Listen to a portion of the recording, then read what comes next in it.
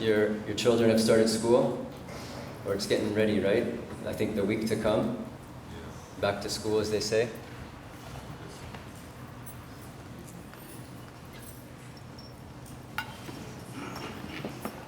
So I thought a nice incentive for all of us, we may not be going back to an institution of school, college or high school, but we can all refreshen our practice of yoga. A lot of times teachers say in the summer times, yoga classes slow down. Is that true? For those who are yoga teachers? People even kind of take a pause on their practices.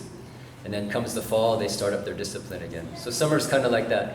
For some, not all, but for some it's kind of like a vacation time. One might relax some of their disciplines and whatnot, go on family trips. But for others, it's all year round, 365 days a year. Yoga is a way of life. It's a daily discipline. It's daily nourishment. But anyways, for some of us who might need a refresher, a reset, we can just read a few verses. And one thing I thought we can do together is just something I do and many of us practitioners do early in the morning. And it's what's called Mangalacharan. They're invocation prayers, along with kirtan that we just heard. But they're invocation prayers, sharing our gratitude, especially in the line of bhakti. We have certain personalities who are quite significant, who are like torchbearers, trailblazers. They've carried this tradition from thousands and thousands of years ago up to recent 500 years ago, and more recently in the recent century and decades. And so it's an opportunity for us before we start our practice to show our gratitude and respect to these great masters, these great agents, spreading the message of bhakti, Krishna consciousness, Bhagavad Dharma. So if you have a Bhagavad Gita at home, it's the introduction, all the prayers are there, but what I'll do today is I'm going to recite a few of them, and I'm just going to do them in phrases, so you can just experience, like, let's say it's sunrise time right now. Some of us get up at 3 or 4 in the morning, maybe at 5 or 6. If you get up a little early in the morning, maybe take a quick cool shower. Colorado has really nice cold water, like really cold water. Some people like that. You go to Florida, it's like the water's sort of lukewarm, like even the cold waters, but here you get to really experience that mountain water. So take a cool rinse, or at least wash your face and feet, and then find a little quiet place. It might be under a tree, it might be in the temple room here, it might be in a little sacred space at home. So we can just kind of visualize, take a moment. I know some people, they travel the country, they're in a motorhome or in a van, and they might do their practice at a park or places like that. So we can just visualize, find that early time of the morning. When you get up, you're refreshing, you're sitting in a quiet place. And some of you might bring your hands into Anjali Mudra, Pranamasana, or you might do Dhyan Mudra, or Jnana Mudra, Prithvi Mudra. So just find a good position, as Krishna says in Bhagavad Gita 6th chapter, the yogis, they sit straight. And we'll just recite some of these Mangalacharan mantras, and then we can go into reading some beautiful verses from the 7th chapter of Bhagavad Gita. And then we'll do our best to wrap it up by 1:20 or so. So please repeat. Om Jnana Timirandasya Jnananjana Shalakaya Chakshurun Militam Jena Tasmai Shri Gurave Namaha Nama Om Vishnupadhaya Krishna Preshtaya Bhutale Srimate Bhaktivedanta Swami Iti Namine Namaste Saraswati Deve Gauravani Pracharine Nirvisesha Shunyavadi Paschatya Deshatarine Vandeham Shri Guru Shri Juta Padakamalam Shri Gurun Vaishnavangscha Shri Rupam Sagrajatam Sahagana Raghunatam Vitang Samsajivam Sadvaitam Savadutam Harijana Shri Krishna Chaitanya Devam Shri Radha Krishna Padam Sahagana Lalita Shri Vishakambitangscha He Krishna Karuna Sindhu Dinabandhu Jagatpate Gopesha Gopika Kanta Radha Kanta Namostute Tapta Kanchana Gaurangi Radhe Vrindavaneshwari Vrishabhanu Sute Devi Pranamami Hari Priye Vancha Kalpatarubhyascha Kripa Sindhubhya Evacha Patitanam Bhavanebhyo Vaishnavebhyo Namo Namaha Shri Narasingha Jai Narasingha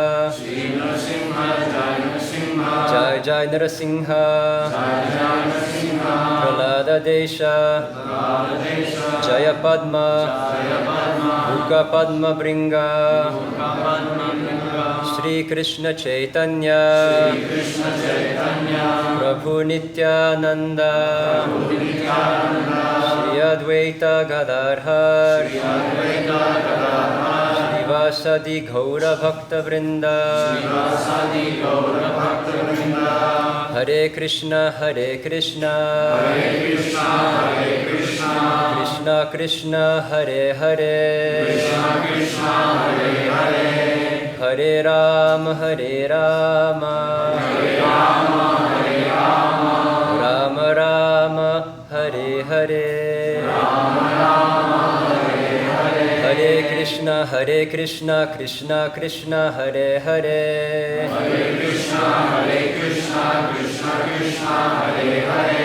Hare Rama Rama Rama Hare Hare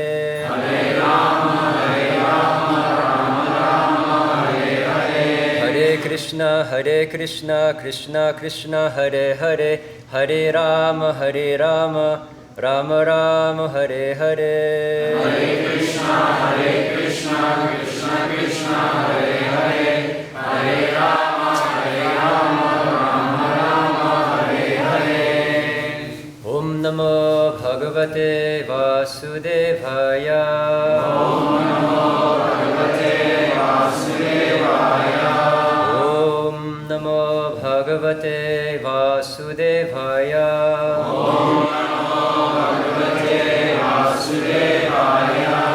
Om Namo Bhagavate Vasudevaya Om Namo Bhagavate Vasudevaya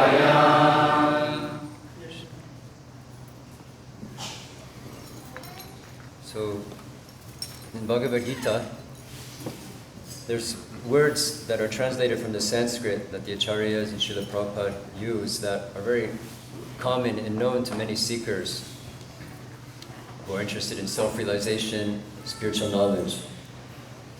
Throughout the decades, I've met people who will use a term like source. I'm getting guidance from the source with a capital S. Yeah? Some of you may have heard that term, right? I'm connecting with source. Or I'm keeping my ears open to receive guidance from the universe, or what the universe has in store for me today with a capital U. Or connecting with spirit with a capital S, or connecting with the transcendence with a capital T. So within these few purports in the 7th chapter of Bhagavad Gita, Prabhupada actually uses these terms: spirit, source, the creator, transcendence, etc. And so within the path of Bhakti Yoga, it's very complete. It's a very comprehensive process. And in the beginning of the 7th chapter, Krishna instructs Arjuna, Touch Trinu, I'm giving you this process Yogam yunjammar ashraya. Prabhupada translates yoga as a process of self-realization. He says, now I'm going to give you this understanding of yoga, and just here, tat trinu. And he's going to describe both that which is matter and that which is spirit. Krishna, in the very beginning of the 7th chapter, he begins to describe that there's 8 separated elements. There's earth, there's fire, there's water, there's ether, bhumir, apo, nala, vayu, and then there's the subtle ingredients of nature. There's the mind, and the intelligence, and the ego. These are the separated gross and gross and subtle elements of material energy. And then he describes that there's a 9th element, and that's the unit of consciousness that comes from source. Om Purnam, Ada Purnam Idam, Purnat Purnam Udachate, Purnasya Purnamadaya, Purnam Eva Vishishyate. All these units are emanating from that one supreme source. And sometimes aspiring transcendentalists will think, well, then the source loses their sense of being, because now it's just spread everywhere. And there's no more, that original source has now been divided. But in transcendence, the math is a little different. I remember meeting a gentleman 30 years ago from Mexico. He was traveling, and he's a mathematician. And he read this verse, and he was blown away, because he said, in material standards, this doesn't work. There's something that's complete. It diffuses unlimitedly, and yet it remains complete whole. It remains a complete whole. Even though so many units are coming from that unit, it doesn't lessen its completeness. So he was very fascinated, and he actually took to the practice of bhakti just from reading that one verse, Om Purnam Ada Purnamidam. So there's that, the unit of consciousness, which is all of us, connected to source, coming from that. And everything that's coming from the complete whole is perfect in itself, self-sufficient. Complete. Why? Because it's coming from that self-sufficient one, S-S-O, the self-sufficient one. Capital S, capital S, capital O. Krishna, Bhagavan. And then Krishna goes on to say, everything is resting on him. All things are resting on him, just like pearls are strung on a thread. And if you never saw a thread before, let's say we had a really thin nylon string, very thin, that you couldn't see just with your regular eyes. You had it attached to one side of the room and the other. And you never even knew about threads or strings or fishing lines or whatever. And then in the middle, very tightly strung, or even if it's not tightly strung, let's say that thread is practically invisible, then you saw these pearls strung on there. If you didn't know anything about threads, and I mean, if you were on if you were hallucinating, sometimes people see those things even without a thread in actual pearls. But let's say you're in sane consciousness and you're observing things quite thoughtfully with your senses. Even if you were observing those pearls, what would it look like? What would those pearls look like with a thread that you couldn't see with our common eyes? They're floating. It looks like they would be floating, right? You'd be like, wow, there's like pearls floating in this room. But for someone who knows about threads, they're like, no, they're not floating. Just like in a circus sometimes, you'll have an acrobat and there'll be a real thin line, right? They'll attach to their waist. We had some devotees here, Nikita and Igor, they invited us to Circus du Soleil. And one of the acrobats, they had like a thin line. And so you can't really see it, but if they fall, it'll catch them. So anyone that knows about threads and strings, they say, no, those pearls aren't floating. They're resting on thread. You just can't see the thread. You got to look a little closer. So Krishna is bigger than the biggest and smaller than the smallest.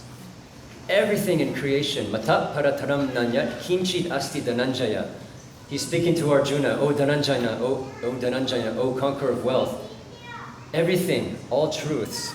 It's a beautiful translation. I just honor the actual translation here. Mata Parataram Nanyat Kinchit Asti Dhananjaya.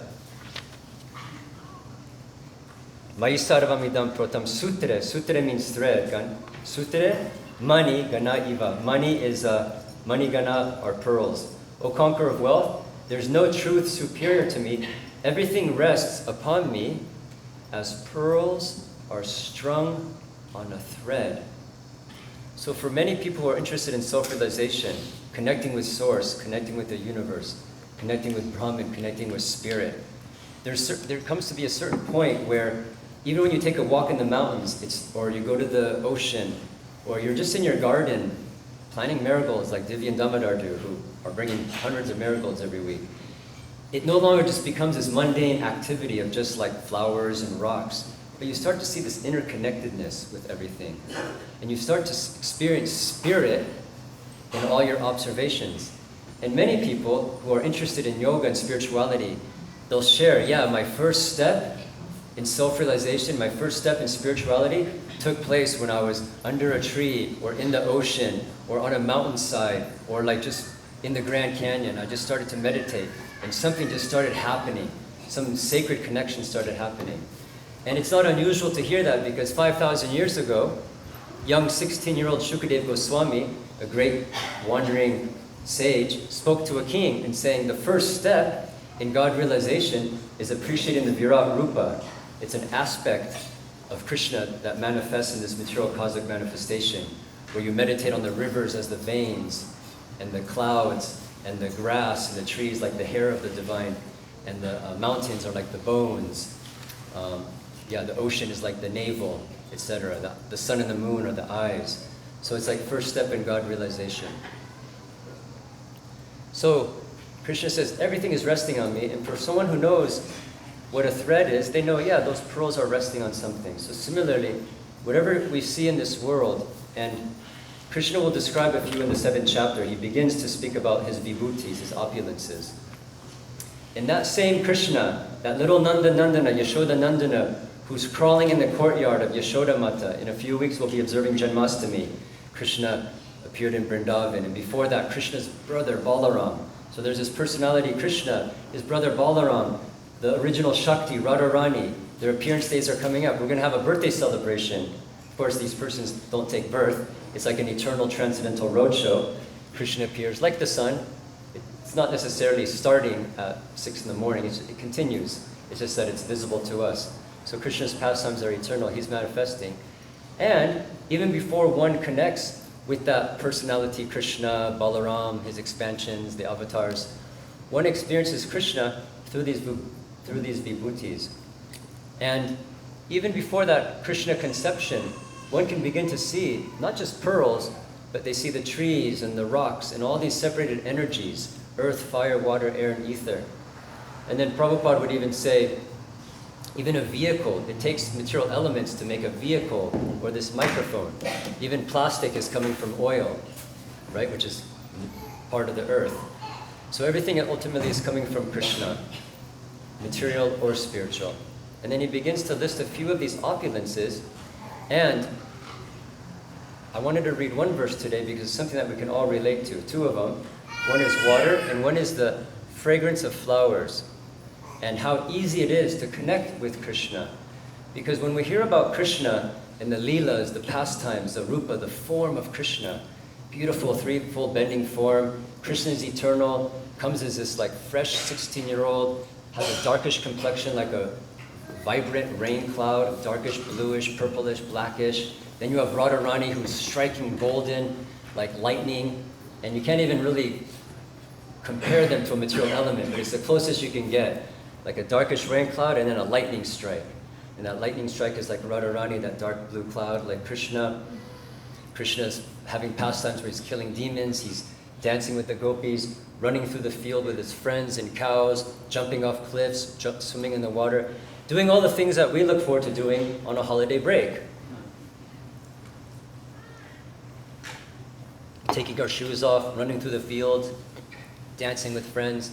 But there's an end. There's a beginning and an end, and usually a lot of frustration when we try to exploit and enjoy separate from our connection to the divine.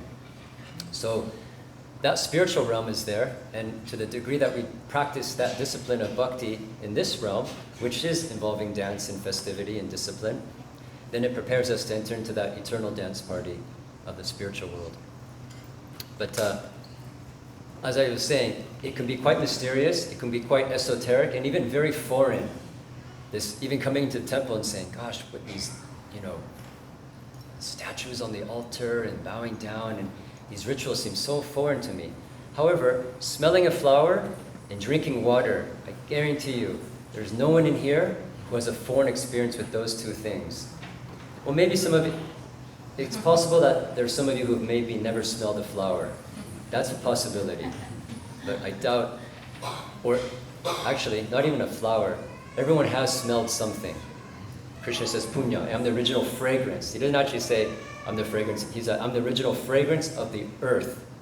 So we've all experienced drinking water, and we definitely have experienced some kind of fragrance coming from the earth.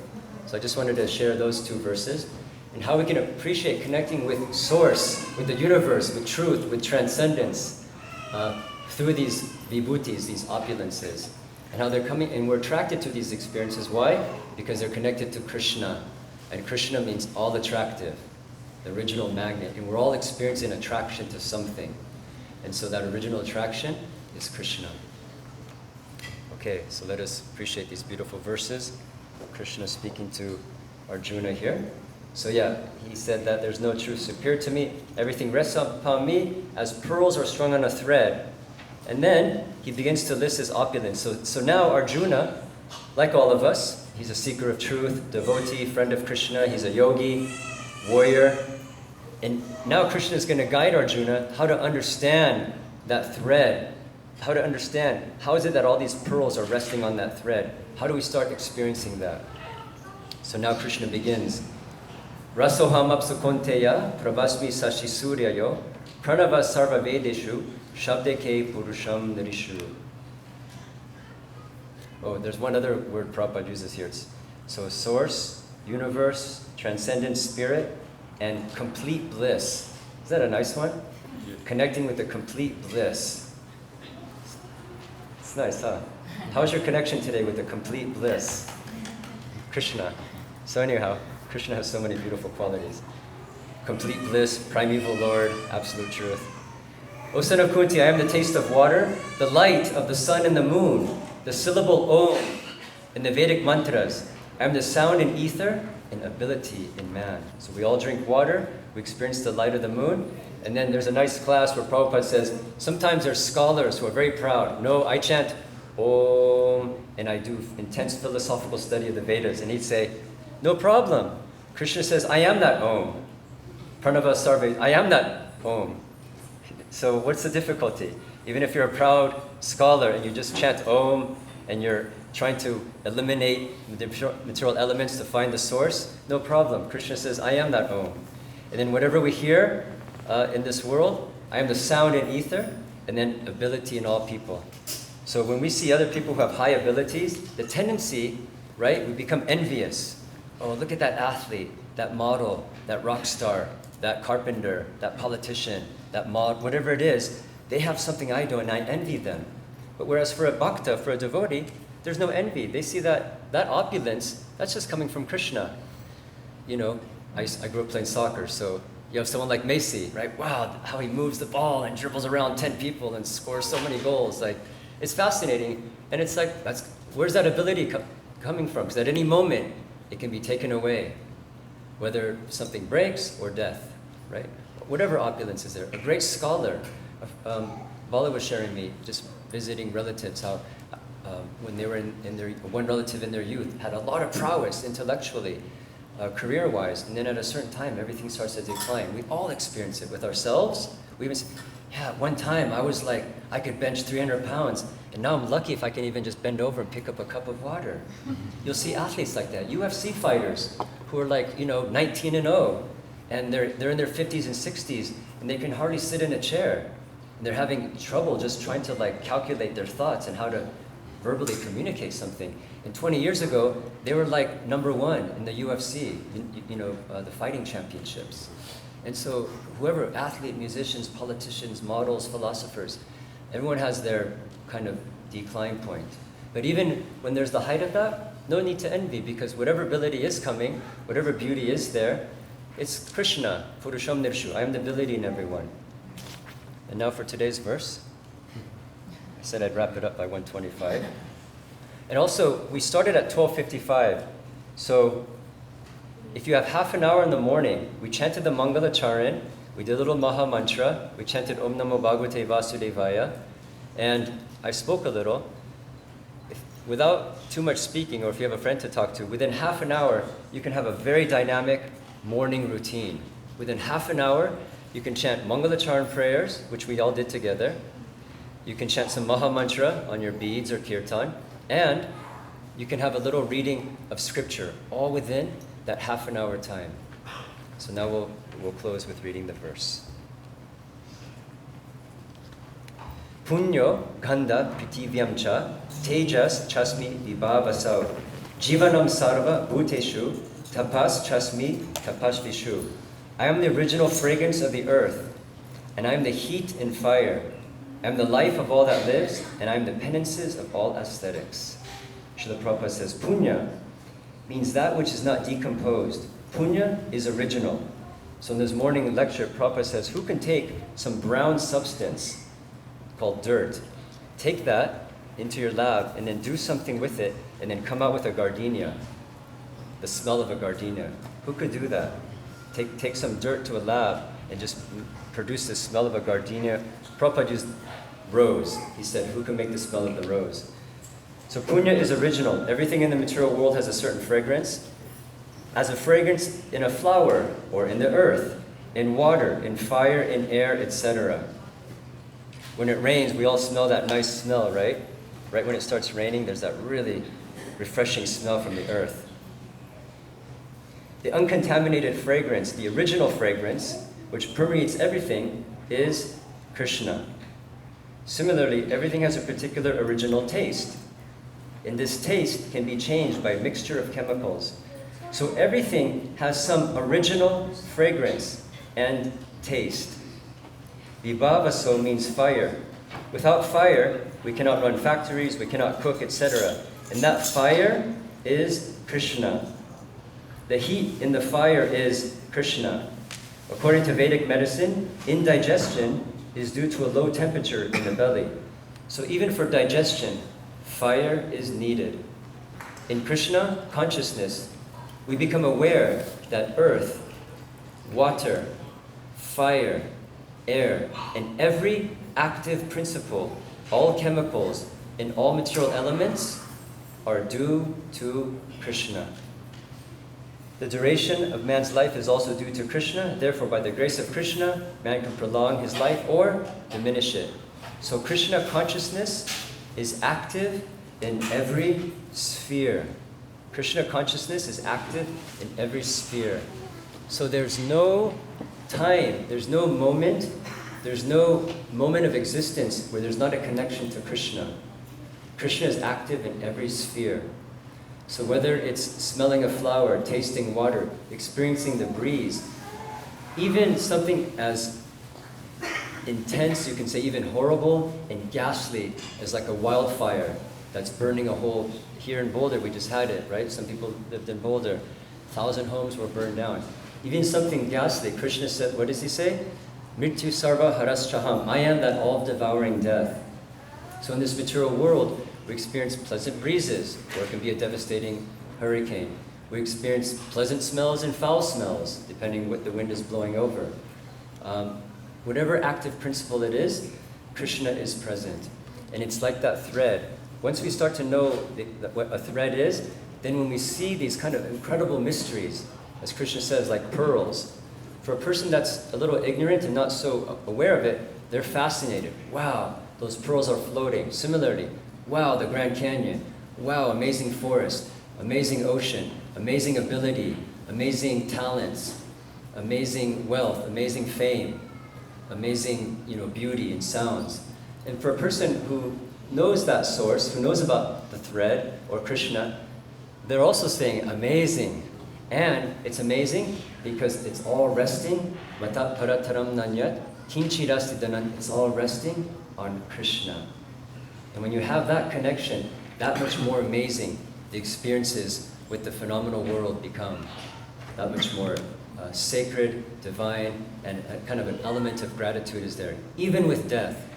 Even with death, one no longer fears it and one can appreciate this is Krishna coming in this form of death. And I know he's going to come in this form sooner or later. And so what can I do now to prepare for that final exam? How can I meet that moment gracefully? Even with something as death. So even death doesn't become a morbid thought anymore. So just a few reflections from Bhagavad Gita. And I want to invite you all, as I was saying, back to school is this coming week. And for us, for the few of us who aren't in an institution, summer's coming to an end. And am I right, Jean, that yoga classes slow down in the summer a little bit? Yeah, and I think I even hear some people, yeah, my practice has been on pause for the summer. And then they get back into it in the fall. So we welcome you all to take 20 minutes to half an hour. It's very easy. We chanted the whole Mangalacharan. If you have a Bhagavad Gita, you can follow along. If you haven't learned it yet, it's in the introduction. Some of you have asked about these prayers and how we can, apply them as a daily practice. And then before breakfast, you can just take 5 minutes. Your granola, your cranberries, your dates, your cereal, your toast, whatever it is. You can make a little altar and take a few moments. And even these Mangalacharan prayers, you can actually use those as a way to offer your food, chant a little Hare Krishna, read a verse or two of Bhagavad Gita, and within half an hour, you can get that all in. And so even if you work a 40, 50, 60-hour week, everyone has at least 20 minutes where they can set aside a little morning program. And then your day gets busy, and then at night, you put the top layer of the sandwich on. And then you close the day with another 15, 20 minutes. Then it holds the day together. Does that sound reasonable? Yeah. Yeah, it's not too hard, would it be? 15, 20 minutes in the morning, and then 15, 20 minutes in the evening. And then let us know, give us feedback how it goes, applying some of these practices of bhakti in your daily life. And if you ever visit the temple, doors open at 4 here. You're also welcome to join us here whenever your schedule allows. Srila Prabhupada ki jai, Srimad Bhagavad Gita ki jai, Gaur Premanandi.